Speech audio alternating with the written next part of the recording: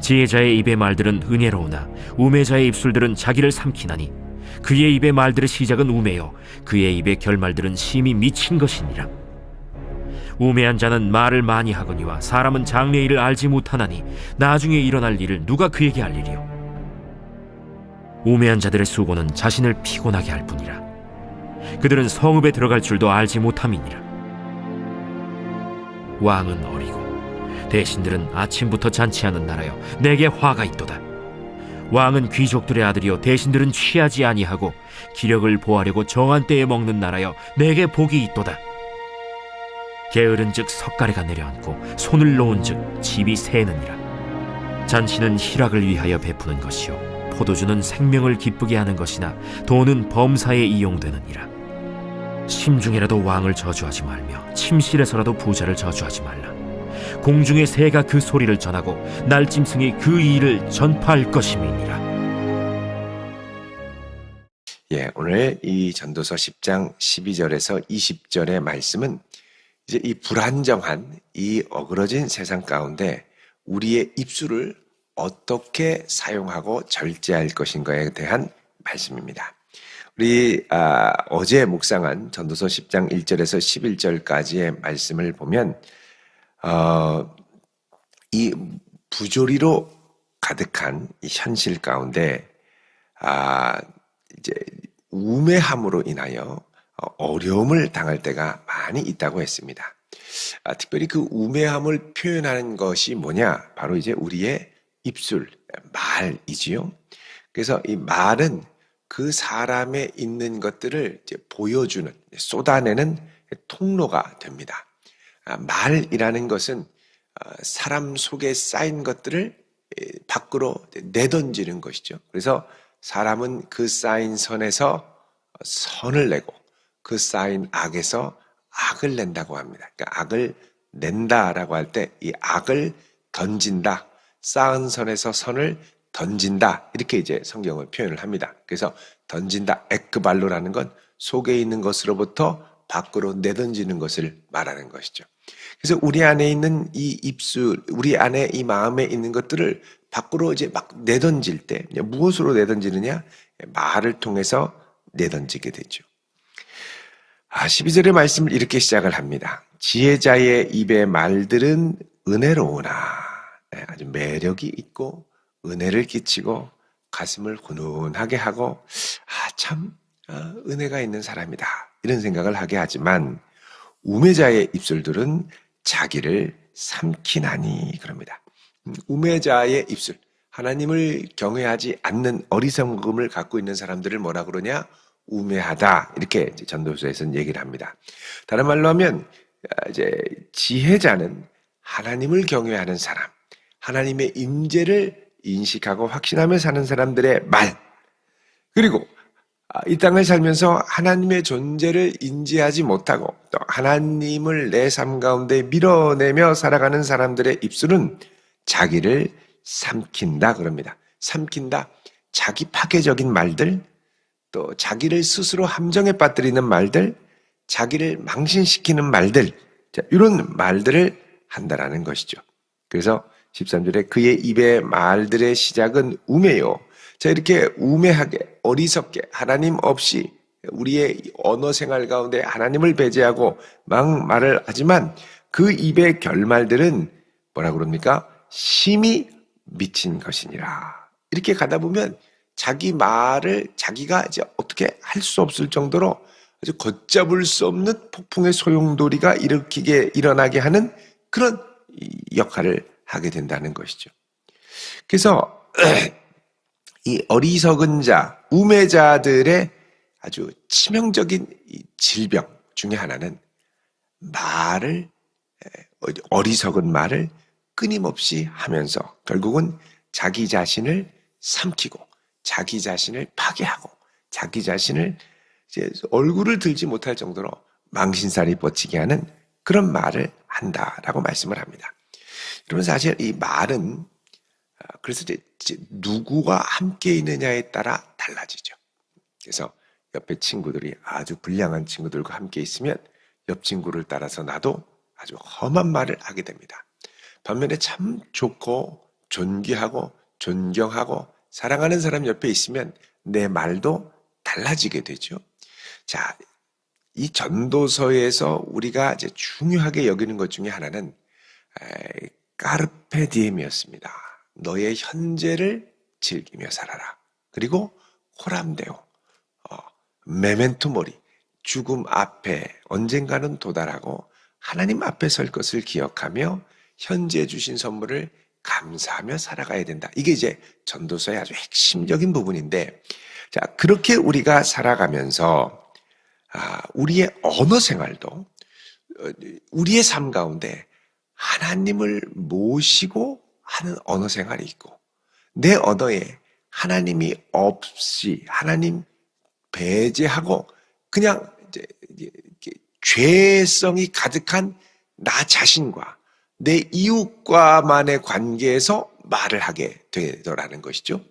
그래서 이제 우리의 사이에 하나님이 계시고 나의 걸음 가운데 주님이 동행하시는 상황에서 내가 말을 할 때는 아무래도 하나님을 인지하고 인식하고 말을 하기 때문에 이 말이 조심스럽고, 또 하나님이 행하실 여지에 대해서 항상 이 염두에 두기 때문에 말을 극단적으로 내뱉지 않고, 또 염려와 근심을 그냥 막 쏟아내지 않는 일종의 이제 절제된 언어 생활을 하게 됩니다. 옛날에 이제 시부모님을 모시고 살 때도 부모님이 옆방에 계시면 말하는 거를 절제하죠. 마찬가지로 주님을 내 가운데 모시고 살면 내가 함부로 막 하고 싶은 말도 하나님을 생각함으로 절제하게 되더라는 겁니다. 근데 이게 이제 하나님이 보이지 않으면 이게 사람이 이제 눈에 보이는 게 없는 거죠. 그러면 말을 막 함부로 하게 되죠. 특별히 사람이 불안해지면 말이 많아집니다.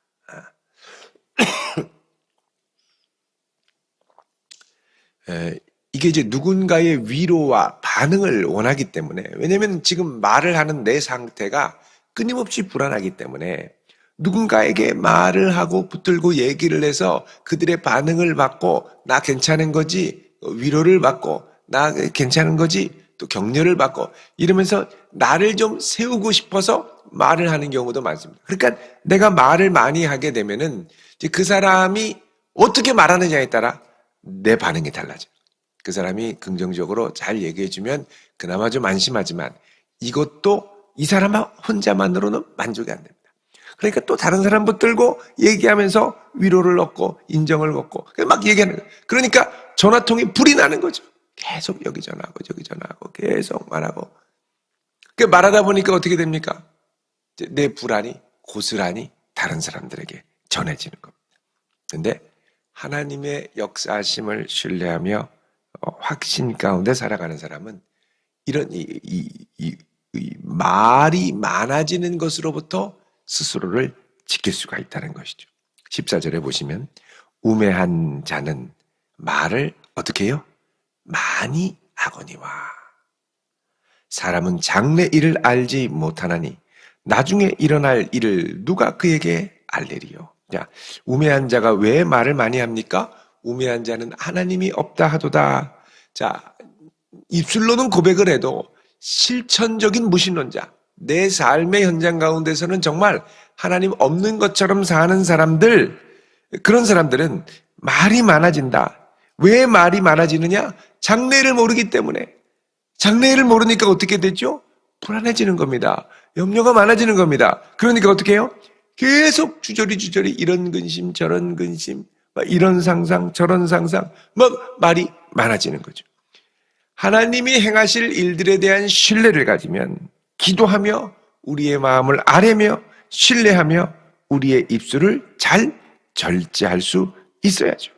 나중에 일어날 일을 누가 그에게 알리리요? 누구도 모릅니다. 하나님만 아시죠. 그러니까 나는 하나님이 인도하시는 대로 따라가겠다 하고 신뢰하며 가야 되는데, 이게 이제 하나님의 인도하심이 확신이 서지 않으니까 이러다가 내가 실수한 게 아닌가, 이러다가 잘못되면 어떻게 하나, 이러다가 또 이 일이 그르쳐지면 어떻게 되나, 막 밤새도록 부정적인 상상력이 꼬리에 꼬리를 물고 나를 계속 괴롭게 하는 겁니다. 그러니까 열심히 고민하고 열심히 말하고 배터리 닳도록 얘기하고 했는데 15절에 뭐라고 그럽니까? 우매한 자들의 수고는 자신을 피곤하게 할 뿐이라. 정말 힘들어요. 정말 힘들어요. 정말 힘들어요. 그들은 성읍에 들어갈 줄도 알지 못함이라. 아니 염려하고 근심하다가 성읍으로 들어가는 길도 뭐 놓치고서는 새는 거죠. 그러니까 이 말이 많아지면 내게 주신 현재의 일상에 집중하기가 어려워집니다. 집중하기가 어려워져요. 자꾸 마음을 이렇게 분산시키는 거거든요. 자, 이렇게 해서 이제 누구와 함께 있느냐에 따라 하나님과 동행하느냐 아니면 죄 많은 나 자신만 보고 주변 환경만 보고 살아가느냐에 따라 우리의 말이 달라진다. 말이 많아지고 많이 이렇게 되는 것은 내 본질과 내 지금의 존재 자체가 두려움과 또 불안 가운데 있다는 방증입니다. 하나님을 신뢰함으로 든든한 믿음으로 평안 가운데 나아가는 성도 될 수 있기를 바랍니다. 그러면 주변에서 뭐라고 또 어떡하냐 큰일 났다 해도 그냥 너무 거기에 휩쓸리지 않고 덤덤하게 또 믿음으로 갈 수가 있죠. 16절에 이제 왕에 대한 것입니다. 왕은 어리고 대신들은 아침부터 잔치하는 나라여 내게 화가 있도다. 자, 이게 이제 부조리한 현실 가운데 일어날 일들 가운데 하나입니다. 그건 뭐냐면 왕이 어리다. 여러분 이거는 이게 이 자격이 불충분한 자격이 없는 왕이죠. 그리고 공의로 올바로 통치하지 않습니다. 어리기 때문에 분별력이 없으니까. 그러니까 어떻게 합니까? 대신들과 함께 맨날 아침부터 잔치를 하죠. 방탕하는 겁니다. 자, 그런 나라는 내게 화가 있도다. 그러죠. 화가 있도다. 왕은 귀족들의 아들이요 대신들은 취하지 아니하고 기력을 보하려고 정한 때에 먹는 나라요 내게 복이 있도다. 자, 요 나라와 함께 대조되는 나라를 말하죠.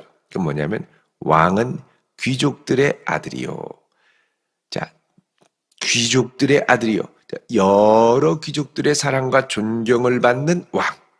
그래서 아들이란 표현을 사용을 하고 또 대신들은 취하지 아니하고 자, 대신들이 잔치한다고 술 먹고 또 밤에 흥청망청 아침부터 얼굴이 뻘개가지고 돌아다니는 일이 없고 그 다음에 기력을 보하려고 정한 때에 먹는다. 기력을 보하려고 정한 때 먹는다. 여러분 밥도 밤늦게까지 회식하고 막 하고 다음날 아침에 또 일어나서 폭식하고 그럼 몸이 견뎌나지를 못하죠.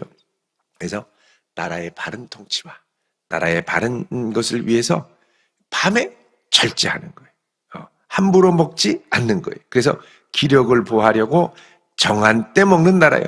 적절한 때 규칙적으로 식사를 하고 또 함부로 잔치를 열지 않고 절제된 식생활을 하는 사람, 절제된 이 회식 문화를 갖고 있는 나라, 절제된 모든 면에서 절제되며 나라를 잘 다스리기 위해 애쓰는 거죠. 자, 이런 나라들은 어떠냐? 복이 있다라고 합니다. 그러니까 이 부패한 사회 가운데 막 흥청망청 사는 사람이 있는가 하면 반면에 절제하며 근신하며 또 내게 주신 하루를 최선을 다해 살기 위해서 근면하게 준비하는 사람들은 복이 있는 것이죠. 18절에 게으른즉 석가래가 내려앉고 손을 놓은즉 집이 새느니라. 자, 이렇게 이제 이 어리석은 사람들을 향해서 게으르니 석가래, 기둥이 내려앉고 또 손을 놓은즉 집이 새느니라. 여러분 집은 뭐 그 당시에는 더 그랬겠죠. 끊임없이 손이 갑니다. 끊임없이 손이 갑니다. 아파트도 관리비를 내죠. 관리하는데 그만큼 돈이 많이 드는 겁니다. 유지보수라는 건 끊임없이 계속. 그래서 이거 그냥 아유 힘들다고 대충 놔버리면 어느 순간 새게 되죠. 끊임없이 부지런히 살피고 부지런히 보고 집도 그렇고요. 교회도 그렇죠. 부지런히 보고 전기 나간 거 있으면 퓨즈선 다시 올리고 또 붙이고 또 이 겨울에 동파될까봐 또 이게 화장실 보면 라디에이터 또 다 갖다 놓지 않았습니까? 그런 것도 다 갖다 놔서 따뜻하게 겨울에 영하 7, 8도 막 내려가면 또 틀어놓고 아침에 또 끄고 부지런히 또 보일러 또 새지 않나, 또 위에 이 파이프 지나가는 거 또 물 새는데 또 수리하고, 주중에 이 수리하고 유지하는 게 끊임없이 있습니다. 계속. 그러니까 여러분, 이게 우리의 영성, 우리의 삶, 늘 끊임없이 유지보수가 필요하죠. 하나님 앞에, 하나님 말씀 앞에 끊임없이 나를 돌아보는 사람들이 중요하다라는 겁니다. 자, 19절에 방탕한 사람들의 이야기가 나옵니다. 게으른 사람들의 이야기. 잔치는 희락을 위하여 베푸는 것이고, 즐겁다. 즐거우면 되지. 시큰 잔치하자. 포도주는 생명을 기쁘게 한다. 마시자. 먹고 취하자. 우리의 생명을 기쁘게 하자. 돈은 범사에 이용되느니라. 이런 거에도 돈을 써야지. 펑펑 쓰자. 이렇게 되는 거죠. 결국 이건 국가의 파멸, 가정의 파멸, 개인의 파멸을 향해 가는 샛길이 된다. 지름길이 된다라는 것입니다. 자, 그렇게 해서 우리 마음의 근면함과 절제, 사실 이 근면함과 절제도 사실은 하나님 앞에 설 때 가능한 겁니다. 눈에 보이는 대로 가는 게 아니라 하나님 앞에 있을 때 근면하고 절제하게 되죠. 자, 그 다음에 이제 20절부터는 다시 마지막으로 다시 입술에 대한 부분을 이야기합니다. 말. 20절에 심중에라도 왕을 저주하지 말고 침실에서라도 부자를 저주하지 말아라. 여기 이제 부자는 이제 그 당시로 하면 존귀한 자를 말합니다. 존귀한 자. 이 존귀한 자를 저주하지 말아라. 공중의 새가 그 소리를 전하고 날짐승이 그 일을 전파할 것임이니라. 자, 내 심중에 있는 것을 말로 하면서부터는, 그 다음부터는 이 말은 소용돌이가 일어나며 터지게 된다는 거죠. 그래서 절대 심중에라도 왕을 저주하다 걸리면 큰일 나지 않겠습니까? 그러니까 내 마음에라도 저주하지 말면, 여러분 마음에라도 왕을 저주하지 않으려면 기도하면서 이 마음을 바꿔야 됩니다. 그래야 입술로 안 나가죠. 결국 사람은 마음에 쌓아뒀던 것이 나가게 되죠. 감정도 그렇습니다. 다른 사람을 향하여 한두 번, 서너 번, 1년, 2년, 10년 참을 수 있죠. 근데 참으면 어떻게 됩니까? 쌓이게 돼 있습니다. 이게 쌓이면 어느 순간 분노가 쏟아나오게 되고 분노의 말을 하게 되고 계속 쌓이게 되는 거예요. 그래서 우리의 마음이 이제 쌓인 것을 말하기 때문에 하나님 앞에 끊임없이 우리 자신을 내세우고 우리가 하나님 앞에 어떤 존재로 서는가를 끊임없이 바라보면서 우리의 입술을 통해 생명과 소망을 전하게 될 수 있기를 바랍니다. 그런 아름다운 성도로 서갈 수 있기를 주님의 이름으로 축원드립니다. 기도하겠습니다. 거룩하신 아버지 하나님, 오늘 이 한날도 하나님의 능력의 손이 함께 하시며 이 아침 우리의 마음을 지켜주사 하나님 앞에 정한 마음, 하나님을 경외하는 마음, 하나님을 사랑하는 마음으로 우리를 붙들어 주시옵소서. 주님, 특별히 이 아침 환우들 가운데 함께 하사 병약하고 연약한 부분을 친히 만져주시고 예수의 보혈로 깨끗게 씻어 주시옵소서. 오늘도 주님 앞에 나올 때 간절한 기도의 제목을 담아 예물을 드리는 손길들이 있습니다. 주님, 들으시고 받으사 응답하시고 역사하여 주시옵소서. 감사드리며 예수님의 이름으로 축복하며 기도하옵나이다. 아멘.